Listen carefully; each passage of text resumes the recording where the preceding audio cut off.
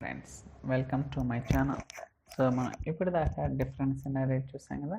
So ఈరోజు ఏంటంటే ఒక టేబుల్లో ఉన్న డేటాని వేరే టేబుల్లోకి ఎలా కాపీ చేయాలి ఏంటి అనేది కూడా will try to understand. Okay, so for example మనకి ఇక్కడ మల్టీ డేటా అనే ఒక టేబుల్ ఉంది.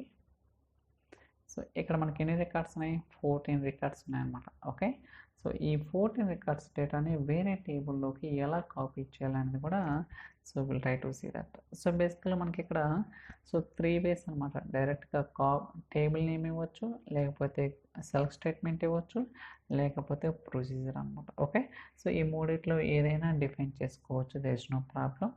సో 3 వేస్ కూడా చూద్దాం. ఓకే, సో ఫస్ట్ ఒక డెస్టినేషన్ టేబుల్ అనేది, ఒక టెంప్ టేబుల్ అనేది క్రియేట్ చేద్దాం. So int so temp data, so అలానే వేర్ 1 ఈక్వల్ టు.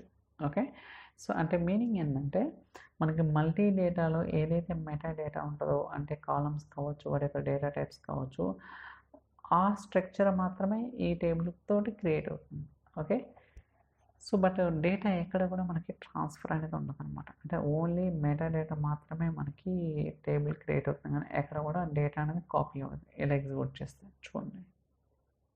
సో ఎన్ని రోస్ వచ్చాయి? 0 రోస్. కావాలనుకుంటే వెరిఫై చేద్దాం. So copy, select, star from table name. Okay, చూడండి. సో మనకి ఎక్కడ కూడా డేటా లేదనమాట, బట్ ఈ టేబుల్లో డేటా ఉంది. Okay, so let's see that. చూడండి, ఐడి, నేమ్, సాలరీ, ఇలా మనకి సో ఈ టేబుల్ నుంచి ఈ టేబుల్లోకి డేటా అనేది ఎలా కాపీ చేయాలి ఏంటనేది కూడా will try to see that. Okay, so మనకి సో ఫస్ట్ అండ్ ఏంటంటే మనం డేటా సెట్స్ అనేది క్రియేట్ చేయాల్సి ఉంటుంది. సోర్స్ డేటా సెట్, అలానే target set, data set. So అవి క్రియేట్ చేద్దాం. First new data set. మనకి ఎక్కడుంది? అన్నీ కూడా సీక్వెల్ కదా, అజూర్ ఎస్క్యూఎల్ డేటాబేస్. సో పేరు మారుద్దాం. ఓకే, సో దాని తర్వాత లింక్డ్ సర్వీస్. సో ఇక్కడ మీరు టేబుల్ నేమ్ ఇవ్వచ్చు.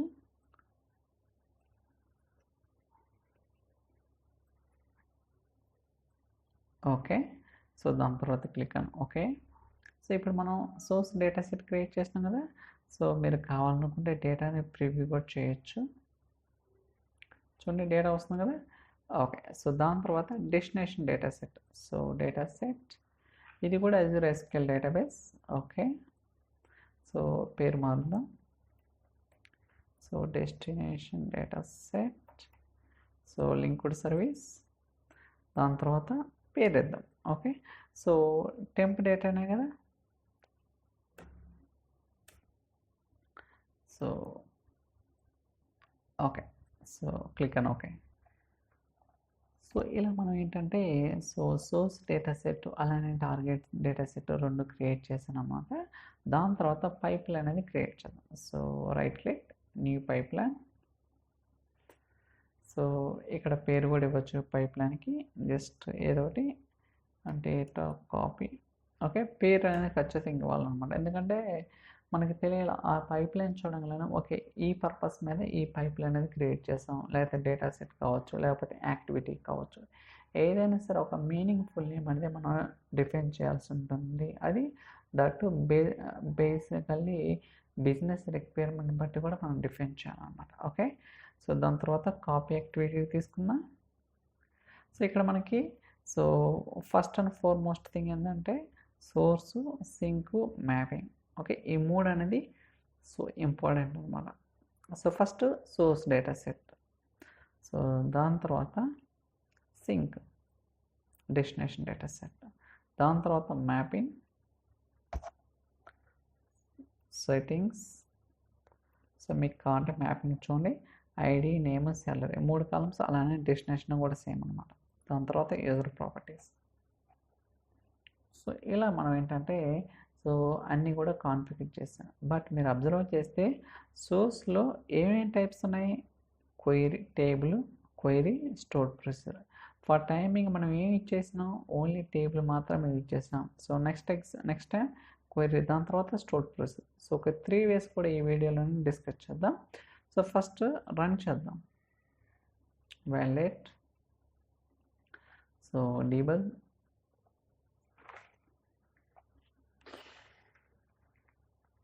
చూద్దాం రన్ అవుతుందా ఫెయిల్ అవుతుందా, will try to see that. So meanwhile మనం టేబుల్ కూడా చెక్ చేసుకుందాం సరే. చూడండి ఐ థింక్ డేటా వచ్చేసింది. సో ఎన్ని రికార్డ్స్ వచ్చినాయి, 14 రికార్డ్స్ వచ్చినాయి.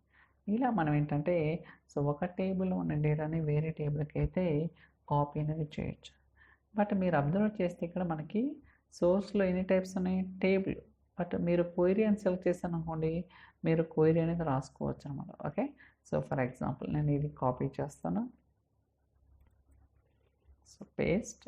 మీరు కావాలనుకుంటే ఎడిట్ అని దీని మీద క్లిక్ చేస్తే మనకి యూజర్ ఇంటర్ఫేస్ అనేది చాలా పెద్దది వస్తుంది. మీరు కావాలనుకుంటే రాసుకోవచ్చు. అయితే మనకి జస్ట్ సెలెక్ట్ స్టేట్మెంట్ కాబట్టి it is no problem. That's it. Okay, మళ్ళీ రన్ చేద్దాం ఒకసారి. సో ఐ థింక్ నేను సేవ్ అని కొట్టాను. సారీ గైస్, పొరపాటు. సో జనరల్గా మనం ఏంటి ఎక్సర్సైజ్ కానీ ఏదైనా సరే సేవ్ చేస్తుంటాం, బట్ ఇక్కడ సేవ్ ఏమి ఉండదు కదా. Okay, yeah. సో టేబుల్ నేను కాపీ చేశాను కదా, ఇప్పుడు మళ్ళీ రన్ చేద్దాం.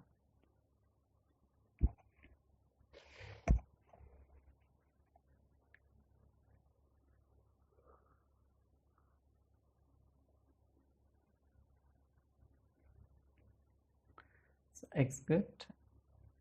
సారీ, ఈ టేబుల్ కదా ఎన్ని రావాలా.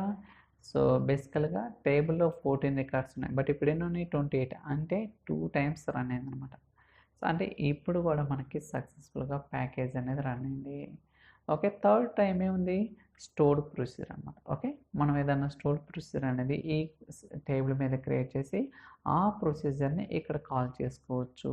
అంటే మీనింగ్ ఏంటంటే క్రియేట్ చేద్దాం అంటే ఏముంది, జస్ట్ మనకు తెలిసిందే కదా. So create procedure, so get data dynamic. Okay, పేరు ఏదైనా అవ్వచ్చు. As begin end. ఇక్కడ ఎటువంటి పారామీటర్స్ ఏం లేదు, ఎందుకంటే ఇదంతా కూడా బేసిక్స్ అనమాట. Set no count on. So select star from multi data.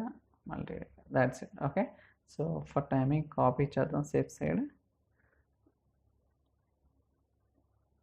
Sorry, execute చేయబోయి న్యూ క్వెరీ క్లిక్ చేశాను.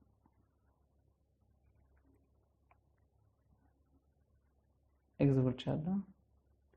ఓకే, సో ఇలా మనం ఏంటంటే ఒక ప్రొసీజర్ అని క్రియేట్ చేస్తామన్నమాట. ఇప్పుడు ఈ ప్రొసీజర్ని అక్కడ కాల్ చేద్దాం. సో స్టోర్ ప్రొసీజర్ మీరు కౌంటర్ రిఫ్రెష్ చేసుకోవచ్చు. సో చూడండి గెట్ డేటా డైనమిక్, అదే కదా గెట్ డేటా డైనమిక్ అనమాట. ఓకే, సో ఇప్పుడు మళ్ళీ రన్ చేస్తే ఈ ప్రొసీజర్ ఏం చేస్తుంది, జస్ట్ ఈ టేబుల్లో ఉన్న డేటాని సెలెక్ట్ చేస్తుంది అనమాట. ఆ వచ్చిన అవుట్పుట్ని ఈ టేబుల్కి లోడ్ చేస్తున్నాం. సో మీకు కావాలనుకుంటే ఇది ట్రంకేట్ చేస్తాను. Okay, safe side truncate table.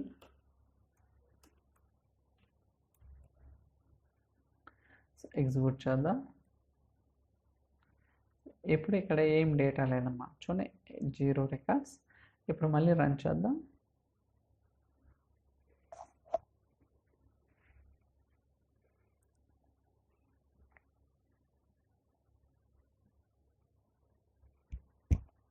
Let's see, success.